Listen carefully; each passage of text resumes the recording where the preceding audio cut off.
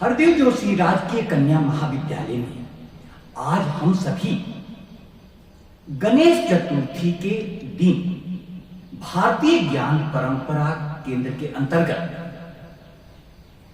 गणेश भगवान को समझने का प्रयास कर रहे हैं। प्रिय विद्यार्थियों, सबसे पहले आप सभी हाथ जोड़कर मेरे साथ एक प्रार्थना बोलेंगे और ऊंची आवाज में बोलेंगे। वर्णानाम अर्थ संघानाम रसानाम छंदसामपि मंगलानाम च कर्तारो वंदे वाणी विनायको। आप सभी को यह प्रार्थना बोलने में क्यों मुश्किल हुई? अब मैं इसको तोड़ तोड़ करके बोलता हूं, आप दोहराएंगे। वर्णानाम अर्थ संघानाम रसानाम छंदसामपि मंगलानाम च कर्तारो वंदे वाणी विनायको। प्रिय विद्यार्थियों, यह जो श्लोक है, इस श्लोक के साथ बाबा तुलसीदास ने रामचरितमानस की शुरुआत की है और यह संस्कृत में है। सबसे पहले उन्होंने किसकी आराधना की? तो वर्णों को करने वाले, अर्थों के समूह को करने वाले, रसों को करने वाले और छंदों को बनाने वाले। मंगलानाम च कर्तारो, मंगल को करने वाले, वाणी और विनायक। हमारी संस्कृति में गणेश भगवान अक्षर के देवता है, अक्षर के देवता। हमारी संस्कृति में कोई भी शुभ काम होता है तो ओम गणेशाय नमः लिखकर होता है। ओम गणेशाय नमः लिखकर हमारी संस्कृति में विद्यारंभ संस्कार का प्रारंभ किया जाता है। अब आप लोग ये बताओ कि आज महाविद्यालय में गणेश चतुर्थी के दिन जो अक्षर के देवता हैं, विद्या और बुद्धि के देवता हैं, इतनी उपस्थिति विद्यार्थियों की कम क्यों है? यह चिंता की बात है कि नहीं? यह बहुत चिंता की बात है। हमारे भी मोहल्ले में 15-20 लड़के झुंड बना करके आए और वे मंडप की तैयारी, गणेश मंडप की तैयारी इतने उत्साह के साथ कर रहे हैं और इतने उमंग के साथ चंदा इकट्ठा कर रहे हैं। उनका उत्साह और उमंग देखकर मैं भी हैरान हो गया। लेकिन वही उत्साह और वही उमंग उनका पढ़ाई के प्रति नहीं दिखाई देता है। तो इसका मतलब क्या हुआ? इसका मतलब हुआ कि हम लोग कहीं भूल कर रहे हैं। भूल कहां हो रही है? इस महाविद्यालय की एक बच्ची ने आवेदन पत्र लिखा, 3 पंक्तियां थी, 3 वाक्य थे, उसमें 21 गलतियां, सारे अक्षर अशुद्ध। इसका मतलब अक्षर के देवता की उपासना सही ढंग से नहीं हो रही है। क्या होना चाहिए? आप देखो, भारत अभी गणेश उत्सव में डूबा हुआ है। सब जगह गणेश जी की मूर्ति बिठाई जा रही है, मंडप सजाए जा रहे हैं, कितना उत्साह और उमंग पूरे वातावरण में है। लेकिन आज जहां अक्षर की उपासना होती है, वहां पर स्कूलों में छुट्टी कर दी गई। महाविद्यालय में हमारे विद्यार्थी इतने कम संख्या में। अब इस पर विचार करना होगा। भारत का अर्थ होता है भा मतलब ज्ञान, रत माने लीन। भारत वह देश है जो ज्ञान में लीन रहता है। ज्ञान में लीन रहने का कारण यह है कि हमारी संस्कृति ने यह पाया, हमारे ऋषियों ने यह पाया, ज्ञानम अनंतम आनंदम। ज्ञान अनंत आनंद है। लेकिन आप लोग ईमानदारी से बताओ, आपको पढ़ने में आनंद मिलता है कि पढ़ाई मुश्किल लगती है? क्या लगती है? आनंद मिलता है। आपने किताबें खरीद ली? सही बोलो। किताबें खरीद, अब किताबें नहीं खरीदी तो फिर आनंद कहां मिल रहा है? सबसे पहले किताबें खरीदती, क्योंकि अक्षर तो वहां लिखा हुआ है ना। मैं जो कुछ पढ़ाता हूं आप उसको तुरंत ग्रहण कैसे कर सकते हैं? घर पर जाकर के पढ़ेंगे तब कर सकते हैं। तो हमें यह देखना होगा कि गणेश जो अक्षर के देवता हैं, उस अक्षर के देवता के देश में लोग इतने निरक्षर कैसे हैं? और बसवाड़ा के विद्यार्थी पुस्तकों से दूर क्यों होते जा रहे हैं? यहां पर पासबुक की कल्चर हो गई है। मौलिक पुस्तकें विद्यार्थी खरीदते नहीं हैं। क्लास में विद्यार्थियों की संख्या अच्छी नहीं है और नियमित नहीं है। तो इसका मतलब हम गणेश भगवान को समझने में कुछ भूल कर रहे हैं। आपको प्रेम पूर्वक समझाऊं, एक कविता की लाइन है, उसको दोहराइएगा। देखे को अनदेखा कर दे, देखे को अनदेखा कर दे, अनदेखे को देखा, अनदेखे को देखा, छर लिख लिख तू रहा निरक्षर, छद लिख लिख कर तू, अक्षर सदा अलेखा। अक्षर सदा लेखा।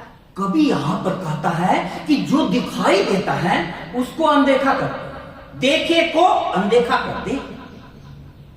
अब हमारे सामने में क्या दिखाई देता है? संसार दिखाई देता है, वस्तुएं दिखाई देती हैं, कपड़े दिखाई देते हैं, सौंदर्य के प्रसाधन दिखाई देते हैं।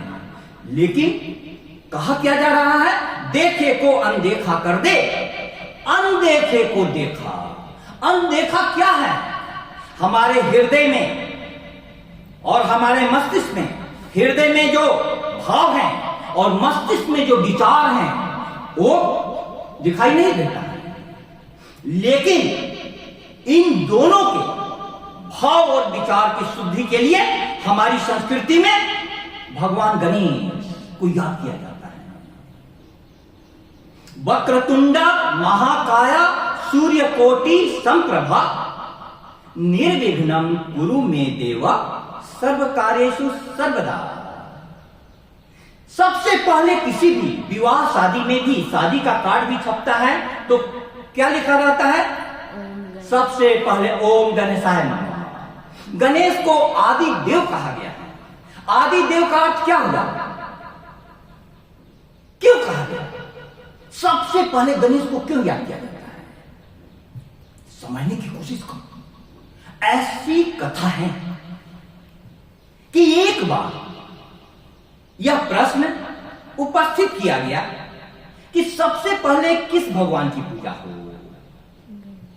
आदि देव कौन बने देवताओं में?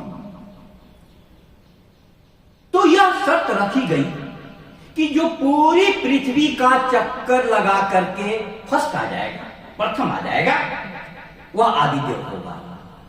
पूरी पृथ्वी का। गणेश जी की सवारी क्या है? मूषक। अब चूहा, किसी के पास गरुड़ है, किसी के पास मयूर है, किसी के पास शेर है, किसी के पास बहुत तेज चलने वाले वाहन हैं। उसमें चूहा पर चलने वाला जीतेगा? जीत सकता है? नहीं जीत सकता है। लेकिन गणेश जी को एक बात सोची कि हमारे लिए पूरे पृथ्वी का चक्कर मतलब क्या हुआ? हम संसार में किसके थ्रू आए हैं? मां बाप के थ्रू। यह संसार मां बाप से हमारा, बना है, शुरुआत हुआ है। तो उन्होंने अपने माता पिता पार्वती और शिव जी का चक्कर लगा लिया और प्रथम आ गया। अब ये छोटी छोटी कथाएं क्या कहना चाहती हैं? वो यह कह रही हैं कि हम सभी को बुद्धि से, विवेक से काम लेना चाहिए। अब हमारे पास मूषक है वाहन के रूप में, चूहा है, तो उससे हम इतनी लंबी पृथ्वी का चक्कर लगाने चलेंगे? तो बुद्धि और विवेक क्या कहता है कि प्रतीक समझो, प्रतीक। मां बाप पूरे संसार के प्रतीक हैं, पूरे पृथ्वी के चक्कर से भी बड़ा है, अर्थात मां बाप की सेवा करना। इसलिए गणेश को आदि देव कहा जाता है। इतनी बात आपकी समझ में आ गई? अब देखो, अब सवाल यह है कि हम सभी की बांसवाड़ा शैक्षिक दृष्टिकोण से राजस्थान के सबसे पिछड़े जिले में गिना जाता है। क्यों? और इतना ज्यादा कदम कदम पर हर गली मोहल्ले में गणेश मंडप बन रहा। इसका मतलब समझो, तुम यदि अक्षर की आराधना करती हो, पुस्तक की पूजा करती हो, पढ़ने में ध्यान लगाती हो, तो वह आराधना गणेश की आराधना है, गणेश की आराधना। उसके साथ मूर्ति की पूजा, वह एक परंपरा की बात है। अब आपको थोड़ी सी गहराई से समझाऊं। पहले लोग अक्षर की उपासना करते थे। अक्षर के देवता गणेश हैं। न क्षरति इति अक्षरा, जिसका कभी नाश नहीं हो वो अक्षर।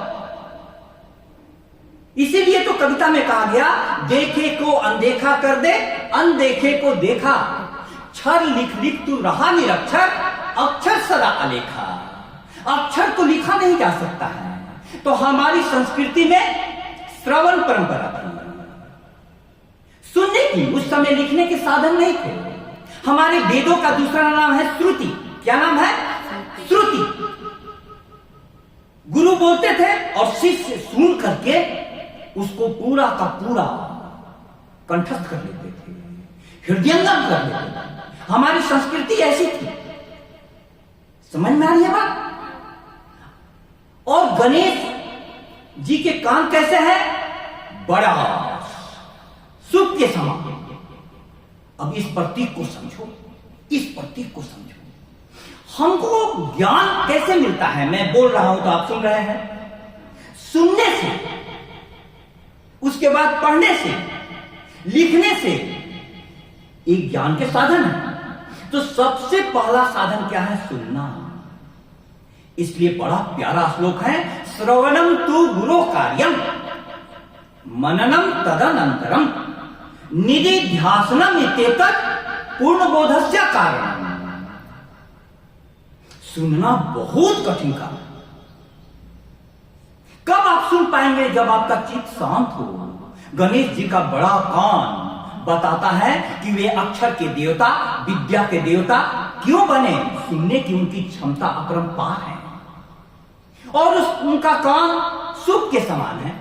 सूप में क्या करते हो आप लोग देहात में? कोई भी चीज ऐसे ऐसे करते हो तो उसमें जो दाने रहते हैं सूप में रह जाते हैं और जो छिलके रहते हैं बाहर चले जाते हैं। इसका मतलब क्या है? इसका मतलब है कि कोई भी फालतू बात हो, असार, उसको बाहर कर दो। क्योंकि कान तो खुला है, दोनों चीजें जाएंगी, अच्छी बातें भी, बुरी बातें भी, दोनों जाएंगी। हमारा काम क्या है? गणेश जी का क्या संदेश है? बुरी बातें बाहर कर दो और अच्छी बातें ग्रहण कर लो। एक प्रतीक देखो, प्रतीक। गणेश जी की आंखें कैसी हैं? छोटी, सूक्ष्म दृष्टि की परिचायक है। हम सभी के जेहन में, दिलो दिमाग में सारा ध्यान अपने लक्ष्य पर होना चाहिए। इसलिए आंखें छोटी हैं। आप आंखें खोल करके चलती हैं, पूरा बाजार दिखाई देता है, लेकिन जब आप किताब लेकर के पढ़ती हैं तो आंखें अक्षर पर केंद्रित हो जाती हैं। सूक्ष्म दृष्टि। अब देखो आजकल कितने प्रकार के समाचार आ रहे हैं, व्यभिचार के, दुराचार के, भ्रष्टाचार के। दहेज के कारण दिल्ली में लड़की को जला दिया गया। एक बाप ने अपनी लड़की को हरियाणा में गोली मार दी। लड़कियों के साथ कैसा गलत व्यवहार कर रहा है। लेकिन आपकी दृष्टि सूक्ष्म हो, इस जगत की दृष्टि सूक्ष्म हो, तो थोड़ा सा तुम सोचो। हमारा तन मां बाप से आता है, तन मां बाप से आता है, लेकिन इसमें आत्मा कहां से आती है? परमात्मा के पास से। ऊपर से आत्मा आती है और 3 महीने तक यह पता नहीं चलता है कि गर्भ में स्थित शिशु लड़का है या लड़की है। तीसरे महीने एमनियोसेंटेसिस की टेक्निक से यह पता चलता है कि वह लड़का है या लड़की है। लेकिन उसके पहले चेतना तो थी, आत्मा तो थी। चेतना में, आत्मा में क्या अंतर है? वह लड़का या लड़की होता है। फिर इस जगत में इतना भेदभाव क्यों? सवाल होता है।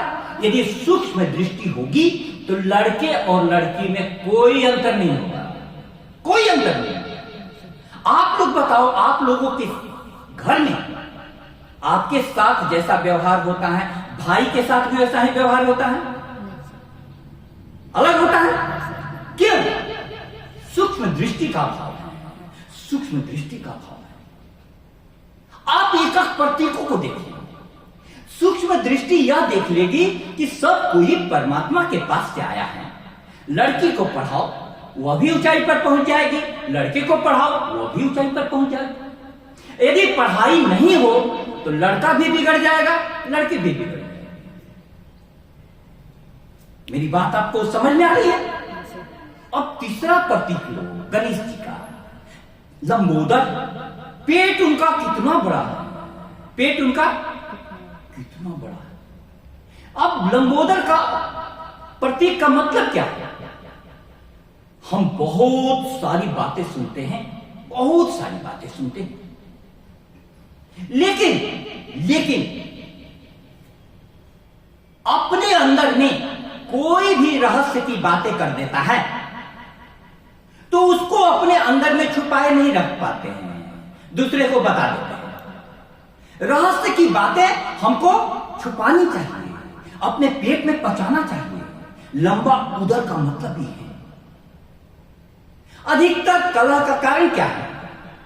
आपने कोई गोपनीय बात, रहस्य की बात अपनी सहेली को बताई और उसने सबको बता दिया।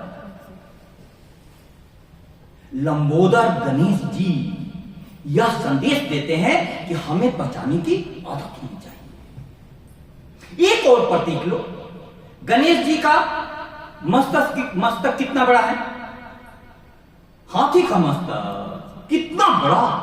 इसका मतलब हमारा विचार की दुनिया बहुत बड़ी होनी चाहिए, व्यापक होनी चाहिए।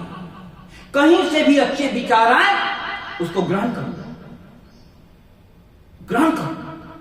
सारे जीवों में मानव सर्वश्रेष्ठ जीव क्यों बन गया? क्योंकि अन्य जानवर के बच्चों के लिए स्कूल कॉलेज नहीं खुला है। देखी है कोई स्कूल कॉलेज में आ रहा है? नहीं। लेकिन मनुष्य के बच्चे के लिए स्कूल कॉलेज खुला है और आप लोगों को 25 वर्ष तक अध्ययन अध्यापन की सुविधा दी जाती है। इस बात को समझो। अब देखो, जो अक्षर की उपासना नहीं कर सकते थे या कम करते थे, उनके लिए हमारी संस्कृति में कुछ प्रतीक बना दिए जाते हैं। गणेश की पूजा परंपरा में शुरू हुई और आज सब जगह मूर्तियां तो बिठाई जाती हैं। गणेश मंडप में खूब सजावट होती है, लेकिन गणेश मंडपों में आजकल क्या हो रहा है? मेरे मोहल्ले में गणेश मंडप बैठा था, चंदा ले गए उसके बाद मैं देखता था 2 मिनट के लिए शाम को आरती होती थी, जय गणेश जय गणेश जय गणेश देवा, माता जाकी पार्वती पिता महादेवा। उसके बाद फिल्मी गाना चलता था। अब गणेश मंडप में क्या फिल्मी गाना चलना चाहिए? लोग बच्चे लड़के लड़कियां मिलकर डांस करते थे और पता चला कि कुछ शराब पी करके डांस करते थे। ऐसा होना चाहिए? यह गणेश जी का अपमान है कि नहीं है? गणेश मंडप का उपयोग कैसे हो, ये सबसे पहले जानने का कोशिश करो। 1893 में लोकमान्य बाल गंगाधर तिलक ने जो गणेश की पूजा घरों में होती थी, उसको उन्होंने घर से बाहर मंडप में लाने के लिए गणेश उत्सव शुरू किया। कब किया? 1893। और गणेश मंडप में 10 दिन होता है। गणेश चतुर्थी आज है, गणेश चतुर्दशी को विसर्जन होगा। 10 दिनों तक भारत के प्रसिद्ध विद्वानों के उन्होंने व्याख्यान कराया। भारत उस समय गुलाम था। राष्ट्रीय चेतना को जागृत करने के लिए विद्वानों के व्याख्यान होते थे। तो गणेश मंडप व्याख्यान का जगह हो गया, अध्ययन अध्यापन का जगह हो गया, विचार राष्ट्रीय चेतना को के प्रचार प्रसार का जगह हो गया। गणेश मंडप का ऐसा सदुपयोग होना चाहिए। उस समय ब्रिटिशों ने यह नियम बना रखा था कि ज्यादा लोग एक जगह इकट्ठे नहीं होंगे, क्योंकि इकट्ठे होंगे तो ब्रिटिशों के विरुद्ध वे कोई योजना बनाएंगे। 144 धारा आज भी लगती है। तो ऐसा हुआ कि पूजा के नाम पर, गणेश जी के उत्सव के नाम पर सरकार रोक भी नहीं सकती थी। लोग पूजा के लिए मंडप में इकट्ठे हुए और वहां पर क्या हो रहा है? राष्ट्रीय चेतना, हमारा राष्ट्र कैसे स्वाधीन हो, कैसे स्वतंत्र हो, कैसे आजाद हो। तो शिक्षा संस्थान का बहुत महत्वपूर्ण काम है।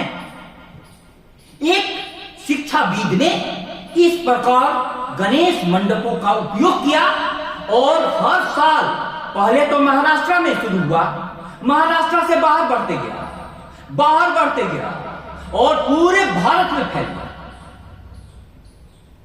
उस समय बंगाल के नेता थे बिपिन चंद्र पाल।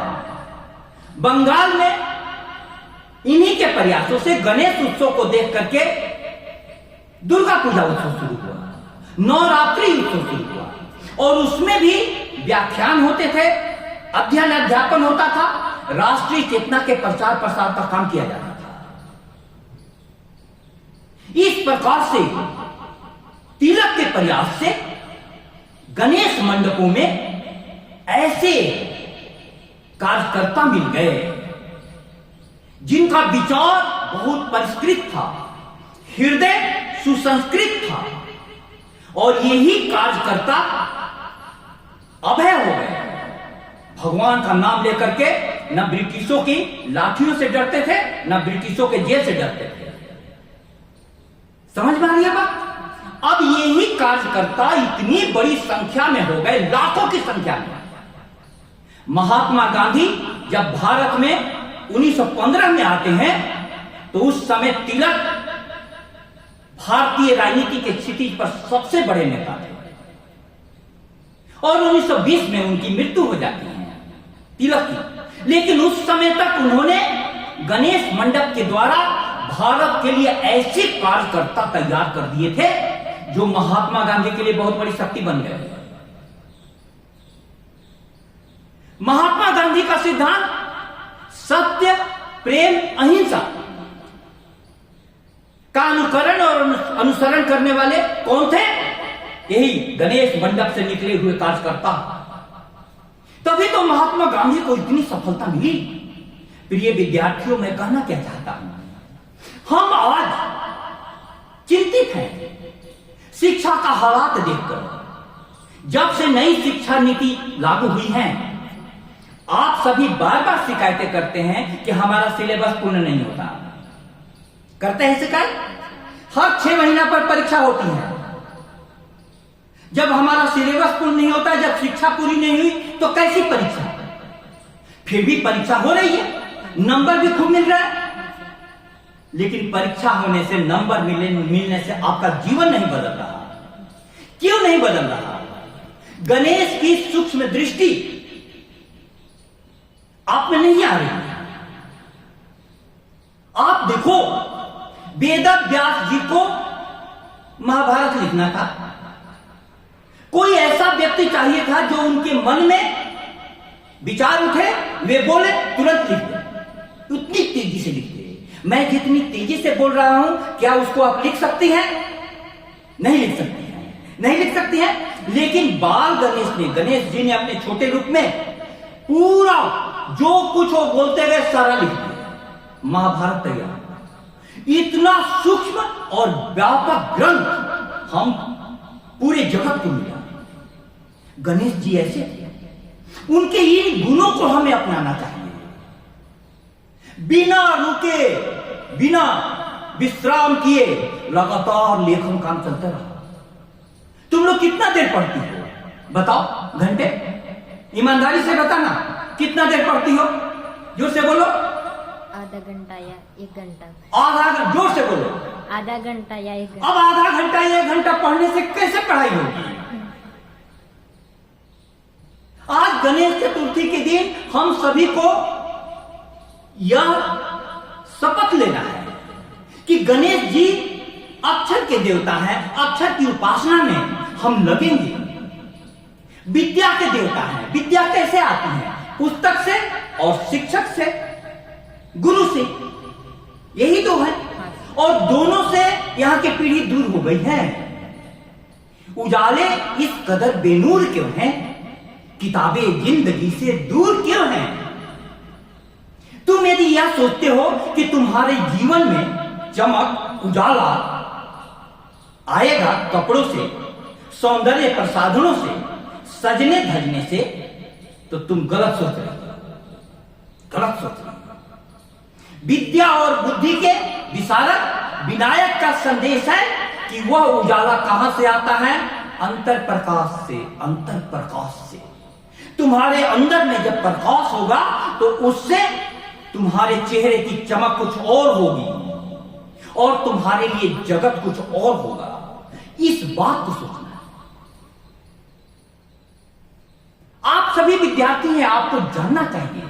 संस्कृत का एक श्लोक है, पुस्तक पठितम न अधितम गुरु सन्निधौ सभा मध्य न शोभन्ते जार गर्भायु स्त्रिया। अब इसका अर्थ आपको मैं बता दूं। पुस्तक पढ़ा लेकिन गुरु के सानिध्य में नहीं पढ़ा। अधिकतर विद्यार्थी नहीं आ रहे हैं, घर पर ही पासबुक से पढ़ लेंगे, वो परीक्षा दे देंगे। तो देखो क्या कहता है हमारे ऋषि, क्या कहते हैं? पुस्तक पढ़ा लेकिन गुरु के सानिध्य में नहीं पढ़ा तो सभा में वह उसी प्रकार से शोभायमान नहीं होगा जिस प्रकार से बिना विवाह के बच्चा सभा में या समाज में स्वीकृत और समादृत नहीं होता है। बच्चा के जन्म लेने की प्रक्रिया तो एक ही है, लेकिन विवाह के पहले बच्चा हो जाता है तो क्या उसको समाज स्वीकृत करता है? वह अवैध हो जाता है, इलीगल हो जाता है। बच्चा कैसे अवैध हो गया? लेकिन यहां कहा क्या जा रहा है कि गुरु के साथ रह करके यदि आप नहीं पढ़ोगे, इस महाविद्यालय में इतने अच्छे शिक्षक हैं, उनके पास आकर के यदि आप मौलिक पुस्तकों से नहीं पढ़िएगा तो आपका जीवन खतरे में पड़ेगा, बहुत खतरे में पड़ेगा। बड़ी बड़ी परीक्षाओं में आप उत्तीर्ण नहीं हो पाएंगे। अब मैं आपको यह बताता हूं कि बड़ी बड़ी मूर्तियां बिठाने से क्या होता है।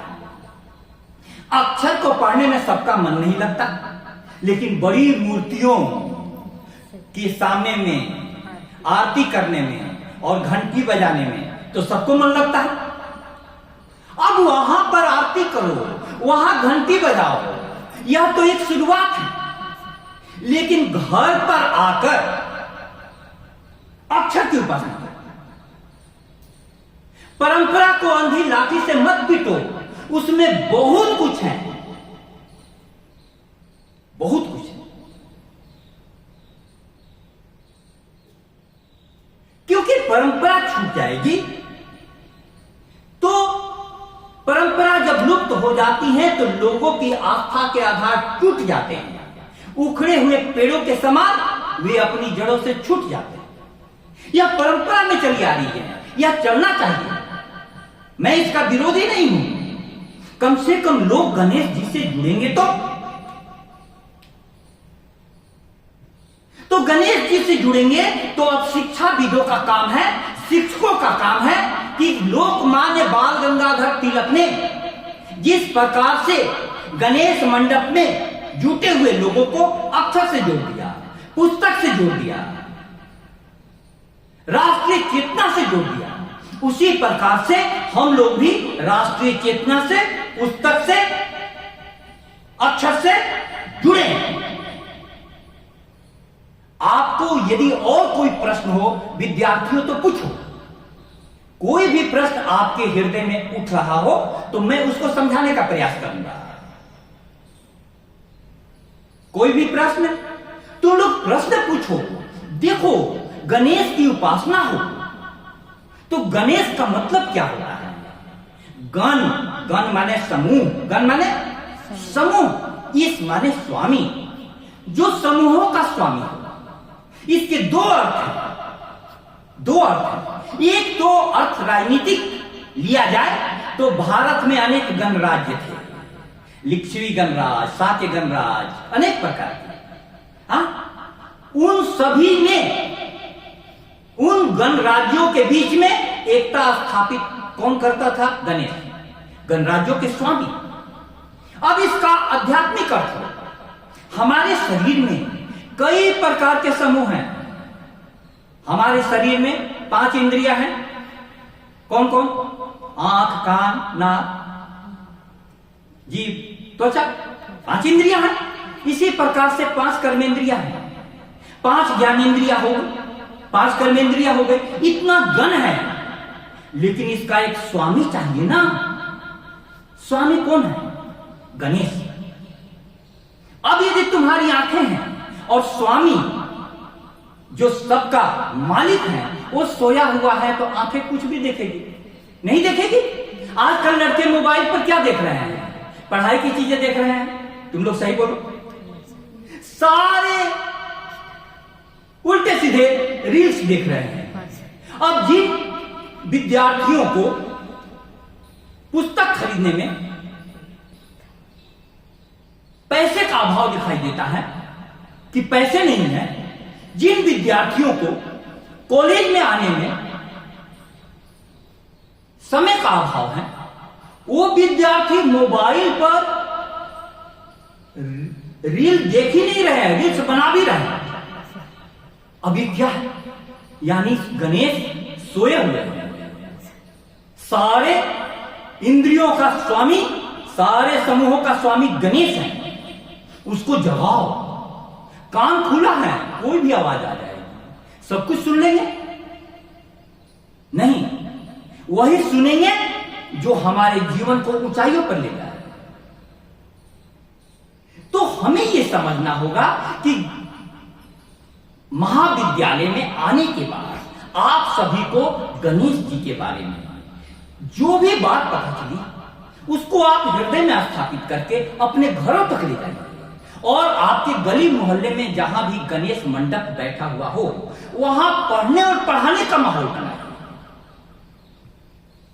यही गणेश उत्सव की सार्थकता है।